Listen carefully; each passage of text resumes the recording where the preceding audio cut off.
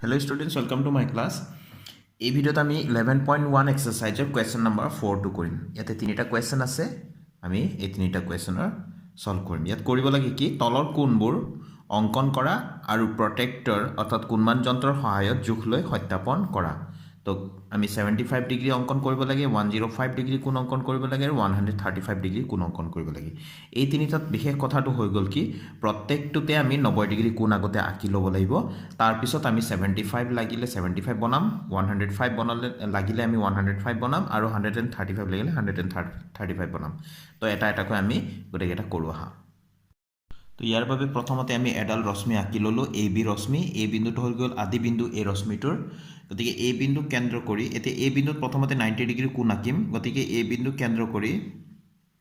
এটা ডাঙৰ বৃত্তচাপ এটা আঁকি ল'লোঁ।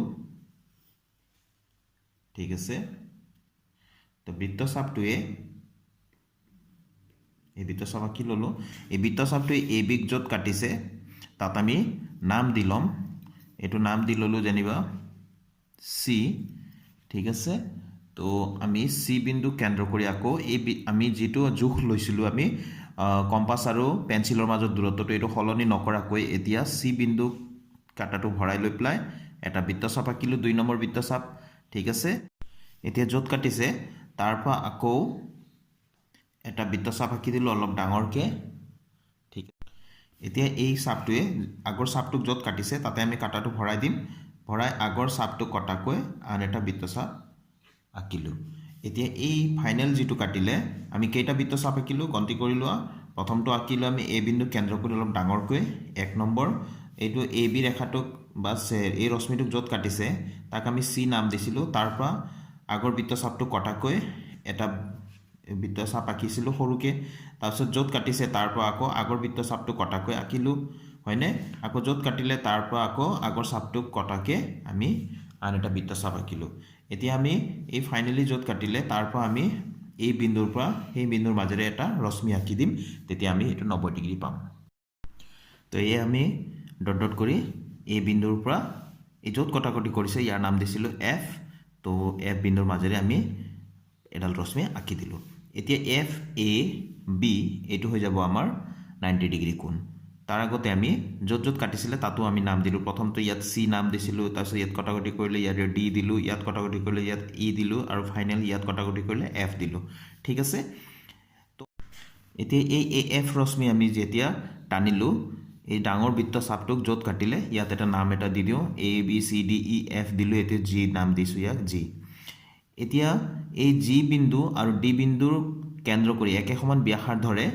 আন দুটা বৃত্তচাপ আঁকিম আমি কটাকটি কৰি। এয়া এতিয়া এইটো অকণমান ফিক্স কৰি ল'ম আমি।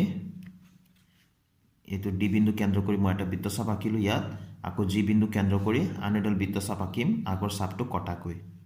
এয়া ঠিক আছে, কটাকটি কৰিলে হয়নে? ইয়াৰ পৰা এডাল ৰশ্মি এতিয়া আঁকি দিম। তো এই কটাকটি কৰা বিন্দুটোক আমি নাম দিলোঁ পি আৰু সেই বিন্দুৰ মাজেদি এৰ পৰা এডাল ৰশ্মি টানি দিলোঁ পি এ বি কোণ। এইটো হৈ যাব আমাৰ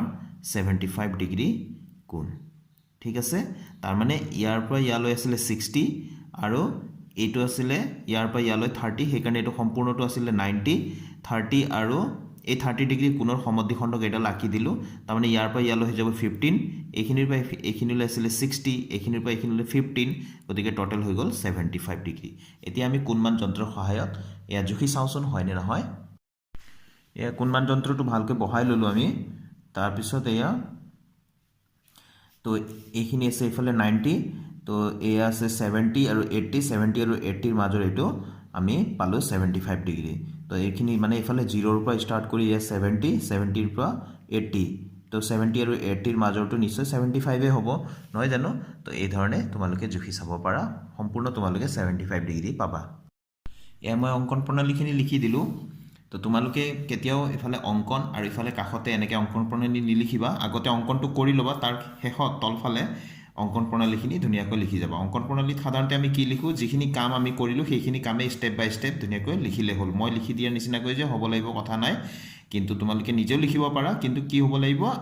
যিখিনি কাম কৰিলা সেইখিনি কামটোৱে ক্ৰমান্বয়ে লিপিবদ্ধ হ'ব লাগিব। তো প্ৰথমতে এ বি ৰশ্মি আঁকি লোৱা হৈছিলে, সেইকাৰণে এ বি ৰশ্মি আঁকি লোৱা হ'ল। আদি বিন্দু এত এফ এ বি কোণ 90 ডিগ্ৰী এফ এ বি কোণ 90 ডিগ্ৰী কোণ অংকন কৰা হ'ল তাৰপিছত 3 নম্বৰত আমি কৰিছিলোঁ কাম ডি বিন্দু কেন্দ্ৰ কৰি যিকোনো ব্যাসাৰ্ধৰে এটা বৃত্তচাপ অঁকা হ'ল 90 ডিগ্ৰী কোণ অংকন কৰাৰ পিছত এই ডি বিন্দু কেন্দ্ৰ কৰি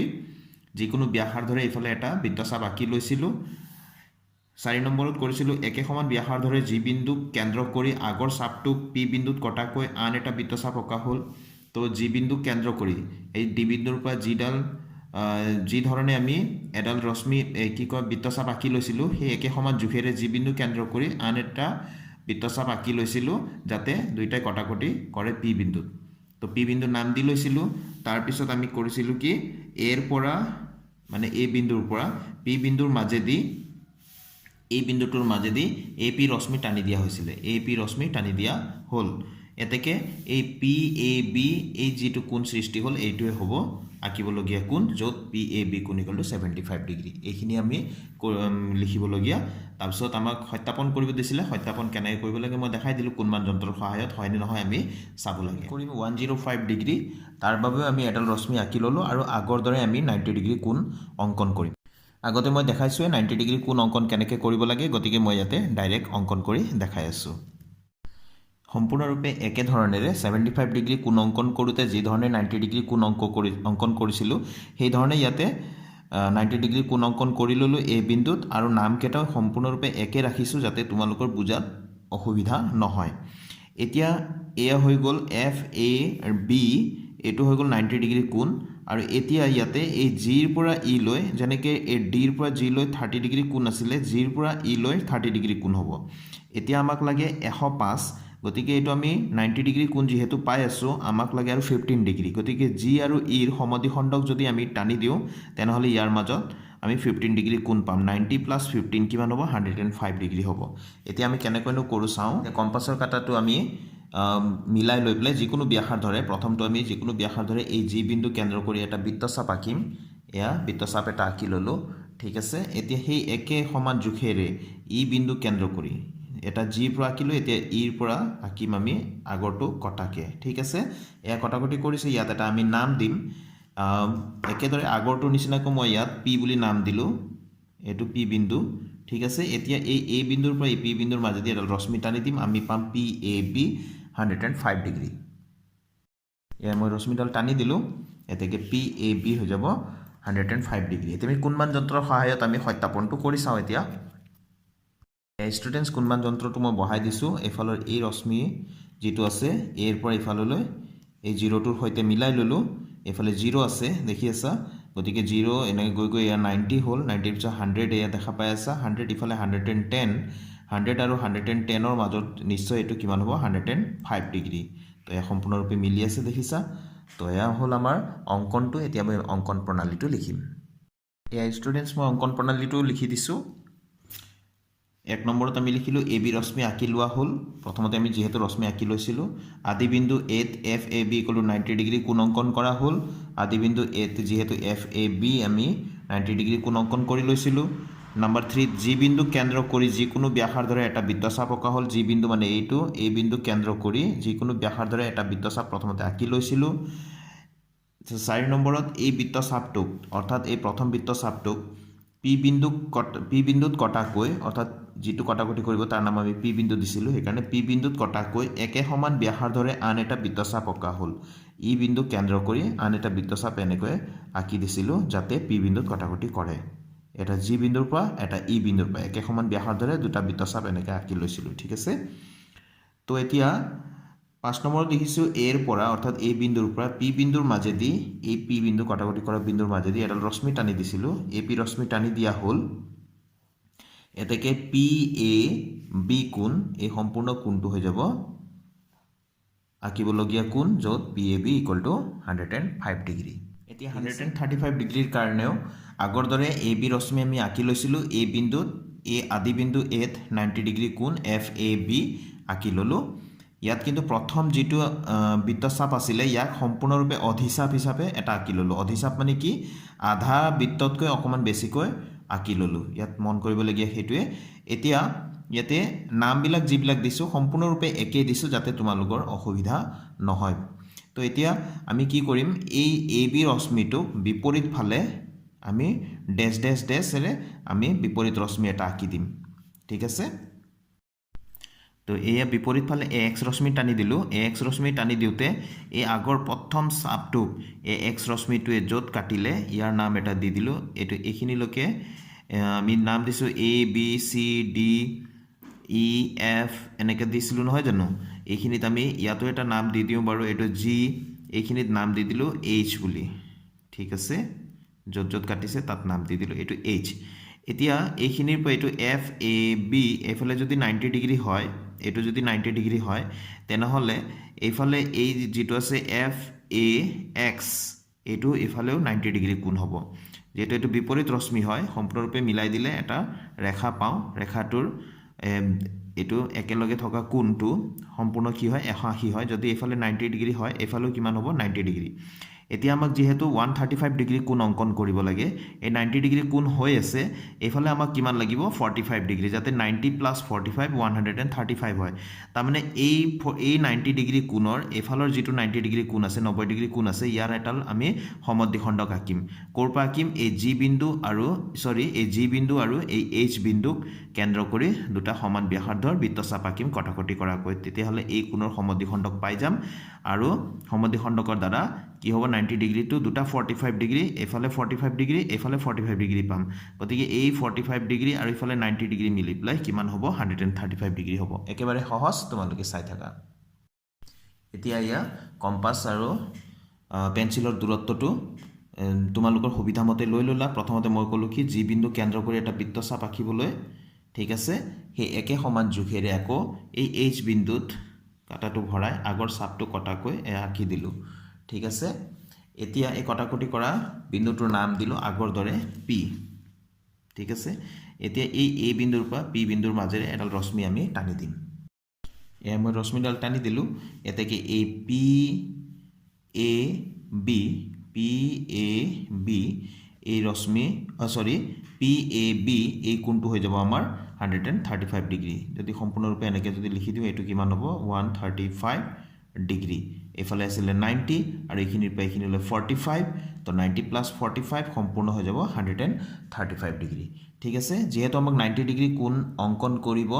নালাগে আমি সহায়ৰ বাবেহে লৈ আছো গতিকে 90 ডিগ্ৰীৰ বাবে যিডাল ৰশ্মি আছিল এডালক আমি ডেশ ডেশ দি প্লাই আমি বনাইছো প্ৰত্যেকটোতে ঠিক আছে এতিয়া ইয়াৰে অঙ্কন প্ৰণালীটো আমি লিখিম তাৰ আগতে আমি কোণমান যন্ত্ৰৰ সহায়ত ইয়াৰ প্ৰমাণ কৰি চাও এয়া মই কোণমান যন্ত্ৰটো বহাই দিছো এফালৰ এইডাল ৰেখা এ 0 ৰ ওপৰত বহাই লৈছো এয়া বিন্দুটো ইয়াত আছিল ইয়াৰ পৰা এফালে ৰশ্মিডাল গৈছে গতিকে আমি 0 ৰ পৰা হিসাবটো আৰম্ভ কৰিম 0 10 20 30 40 50 60 to 90 হৈ গল 100 110 20 30 আৰু 40 আৰু 40 ৰ মাজৰ এটো হৈ যাব 35 135 এটো সম্পূৰ্ণৰূপে মিলিছে হয়নে তো তোমালোকে এনেকৈ জুখি চাবা তো আমি সত্যাপনটো কৰি চালো প্ৰটেক্টৰৰ সহায়ত অৰ্থাৎ কোণমান যন্ত্ৰৰ সহায়ত এতিয়া আমি অঙ্কন প্ৰণালীখিনি লিখিম এয়া অঙ্কন প্ৰণালী মই লিখি দিছো ইয়াত দেখিছো প্ৰথমতে এ বি ৰশ্মি আঁকি লোৱা হল আগৰবিলাকৰ দৰে আদি বিন্দু এ তে এফ এ বি = 90 ডিগ্ৰী কোণ অঙ্কন কৰা হল এ বি ৰশ্মিৰ বিপৰীত দিশত এ এক্স ৰশ্মি টনা হল এতিয়া এফ এ বি এটো 90 ডিগ্ৰী কোণ কৰাৰ পিছত আদি বিন্দু এ এ বি ৰশ্মিৰ বিপৰীত ফালে এ এক্স ৰশ্মি আমি টানি লৈছিলো তো এক্স ৰশ্মি অকা হল বুলি লিখিলো ই প্ৰথম বৃত্তচাপটোক এইচ বিন্দুত কাটিছে প্ৰথম বৃত্তচাপ যেটো আছিল এইডাল ইয়াক আমি এবাৰ সম্পূৰ্ণকৈ আঁকিম ইয়াতে তাক কোত কাটিছে এইচ বিন্দুত কাটিছে তো জি বিন্দু কেন্দ্ৰ কৰি যিকোনো ব্যাসাৰ্ধৰে এটা বৃত্তচাপ অকা হল ইয়াৰ পিছতে আমি জি বিন্দু কেন্দ্ৰ কৰি যিকোনো ব্যাসাৰ্ধৰে এটা বৃত্তচাপ আঁকি লৈছিলো এই চাপটোক পি বিন্দুত কটাকৈ একে সমান ব্যাসাৰ্ধৰে আন এটা বৃত্তচাপ অকা হল একে সমান ব্যাসাৰ্ধৰে এইচ বিন্দু কেন্দ্ৰ কৰি ইয়াতে মোৰ থাকি গল লিখিবলৈ তো অকমান ভালকৈ চাই লবা ইয়াত লিখিছো একে সমান ব্যাসাৰ্ধৰে এইচ বিন্দুক কেন্দ্ৰ কৰি আন এটা বৃত্তচাপ অকা হল এইখিনি মোৰ থাকি গৈছিলে মই আকৌ লিখি দিলো 4 নম্বৰ স্টেপটো আকবাৰ কৈ আছো এই চাপটোক অৰ্থাৎ এই 3 নম্বৰ স্টেপত যি চাপ আঁকিলো হেতুকে এই চাপটোক পি বিন্দুত কটাকৈ একে সমান ব্যাসাৰ্ধৰে এইচ বিন্দুক কেন্দ্ৰ কৰি অৰ্থাৎ এইচ বিন্দুত কাটাটো ভৰাই লৈ প্লাই আন এটা বৃত্তচাপ অকা হল এতিয়া 5 নম্বৰত কৈ আছো আমি 5 নম্বৰ স্টেপটোত কি কৰিছিলো পি বিন্দুৰ মাজেৰে এ বিন্দুৰ পৰা এপি ৰশ্মি টানি দিয়া হল এতিয়া পি বিন্দু এইটো যত কটাকটি কৰিছিলে আমি জি বিন্দু আৰু এইচ বিন্দুৰ কেন্দ্ৰ কৰি যি দুটাল বৃত্তচাপ আঁকি লৈছিলোঁ সেই বৃত্তচাপ দুটাই পি বিন্দুত কটাকটি কৰিছে এতিয়া পি বিন্দুৰ মাজেদি এই বিন্দুৰ পৰা এডাল ৰশ্মি আমি টানি দিলোঁ এতেকে এই পি এ বিটোৱে হ'ল আঁকিবলগীয়া কোণ য'ত P A B equal to 135 degree সেইটো শেষত লিখি দিছোঁ এয়া এতেকে পি এ বিটোৱে আঁকিবলগীয়া কোণ য'ত P A B equal to 135 degree আমি কোণমান যন্ত্ৰৰ সহায়ত সত্যাপনো কৰিলোঁ জুখি লৈ পেলাই নহয় জানো তো এইখিনি আছিলে আমাৰ question number 4 or solution khini to aji video to mai yate khamorisu students next video ta kolok pam notun question or solution or hoite thank you students keep watching my channel